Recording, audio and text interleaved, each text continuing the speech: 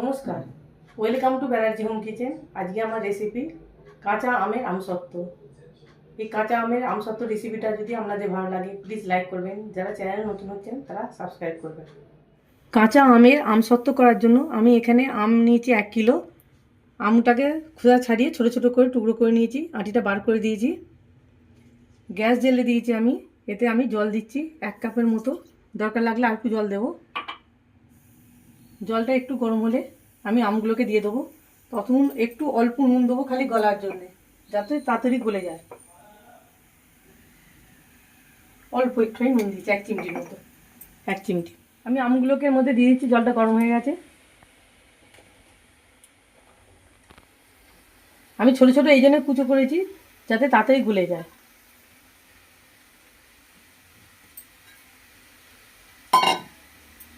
আর 1 cup জল দিচ্ছি আমি এতে।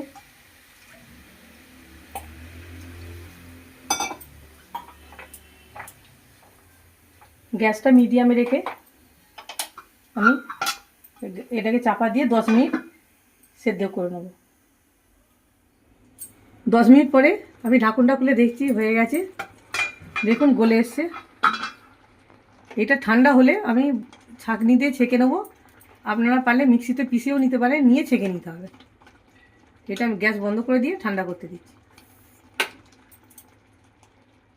আমটা হালকা ঠান্ডা হয়ে গেছে, আমি বেশি ঠান্ডা করছি না, কেননা এটা আমি মিক্সিতে দিচ্ছি না, মিক্সিতে দিতে গেলে বেশি ঠান্ডা করতে হবে।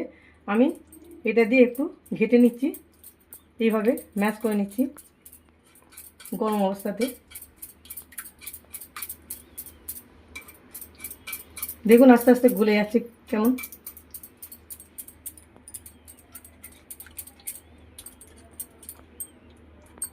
এইভাবে ম্যাশ করে নেব।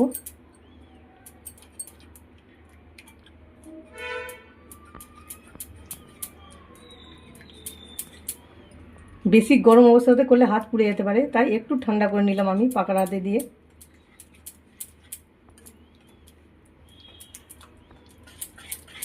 এবার আমি ছাঁচা দিয়ে এটাতে ছেঁকে নেব।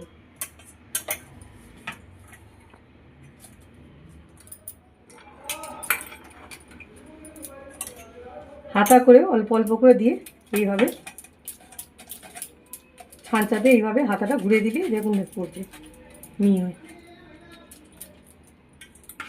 অল্প জল দিয়েছি কেন, জলটা আর ফেলতে হবে না। যদি আপনারা বেশি জল দিয়ে ফেলেন সেই জলটাকে কিন্তু ছেঁকে নিতে হবে, একটু জলটা ফেলে দিতে হবে, দিয়ে আমটাকে এইভাবে পিষে নেবেন।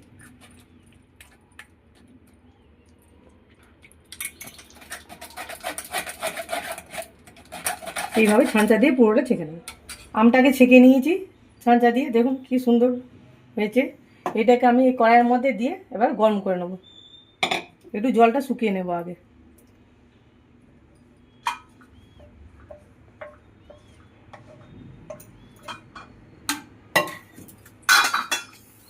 গ্যাসটা মিডিয়ামে রেখে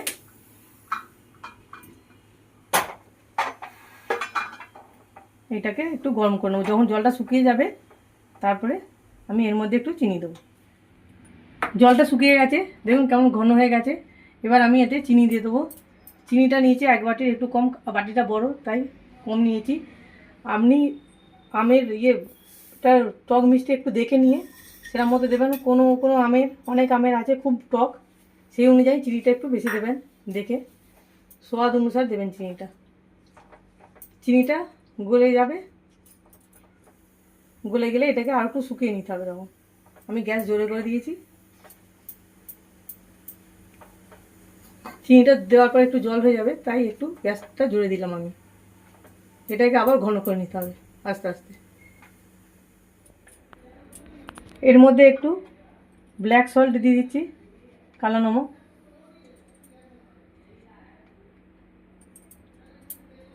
এক চামচের মতো, বড় চামচের। আর একটু ফুড কালার দিয়ে দেবো, গ্রিন কালারের ফুড কালার, কেন কি কাঁচা আমের করছি যাতে কাঁচা আম বোঝা যায়। আপনারা পারলে ইয়েলো কালারও দিতে পারেন।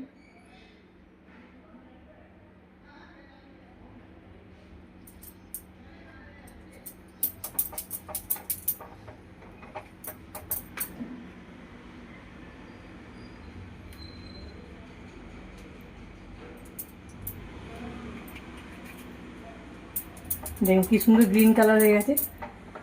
এইভাবে নাড়তে নাড়তে এটাকে একটু শুকিয়ে নেব। জলটা শুকিয়ে গেলে, ঘন হয়ে গেলে তখন থালার মধ্যে ঢেলে দেবো তেল লাগিয়ে। এইভাবে নাড়তে থাকবে। দেখুন কীরকম ঘন হয়ে গেছে, খুব ভালো লাগছে দেখতে। আমি এতে কালা নমক ইউজ করেছি। কালা নমক মানে বিট নুন, বাংলাতে বিট নুন বলে। এবার আমি এতে একটু গোলমরিচ দিচ্ছি, অল্প করে গোলমরিচ গুঁড়ো।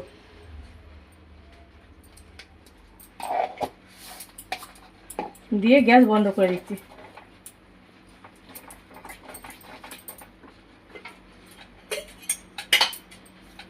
থালার মধ্যে একটু সাদা তেল দিয়ে লাগিয়ে নিচ্ছি, যাতে এতে চিপকে না যায়।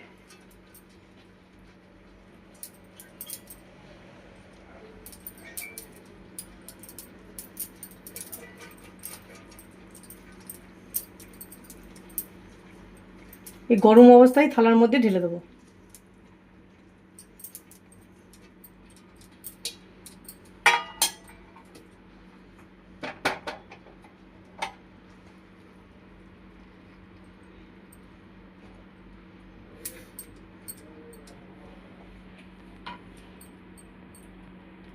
যদি একটা থালাতে হয়ে যায় ঠিক আছে, একটা থালাতে ঢালবো, না তো দুটোতে ঢেলে নেবো।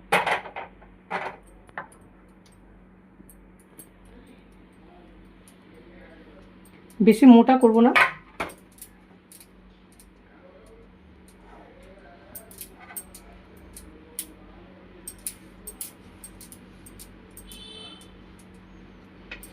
দেখুন কি সুন্দর ঘন হয়ে গেছে।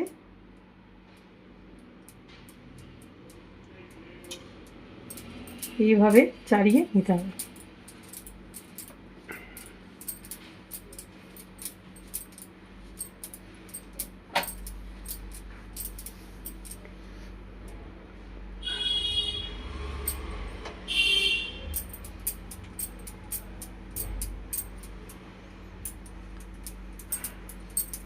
এরকম করে সমান করে নিতে হবে পুরো।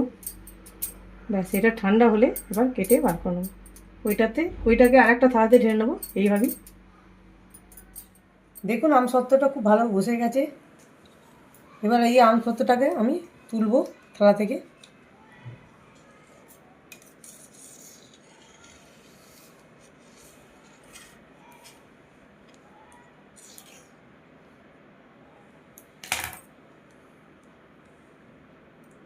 দেখুন কি সুন্দর মোটা হয়েছে। আমি আগে পিস কেটে নিচ্ছি, তারপর তুলে দেখাবো।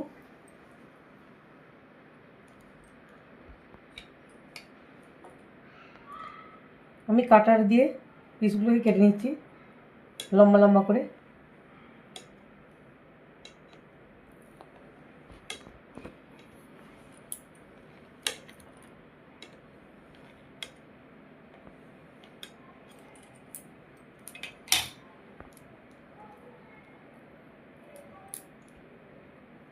দেখুন এইভাবে রোলও করে নিতে পারেন আপনি। আমি একটা রোল করে দেখিয়ে দিচ্ছি।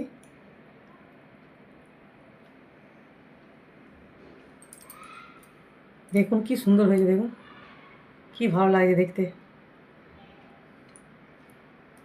আর অন্যগুলোকে আমি পিস করে নিচ্ছি ছোটো ছোটো। আমি ছোটো ছোটো পিস করে ডাব্বার মধ্যে রেখে দেবো।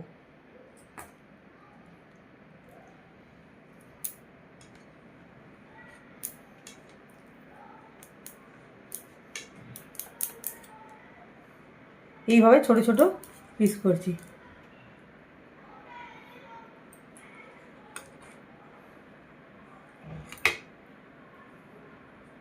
দেখুন কি সুন্দর লাগছে দেখতে। দেখুন কি সুন্দর পাতলা আঁশের মতো হয়েছে, কি ভালো লাগছে। খেতেও খুব টেস্টি হবে। এইভাবে আপনারাও করবেন। যদি এই রেসিপিটা ভালো লাগে প্লিজ লাইক করবেন। যারা চ্যানেল নতুন হচ্ছেন তারা সাবস্ক্রাইব করবেন।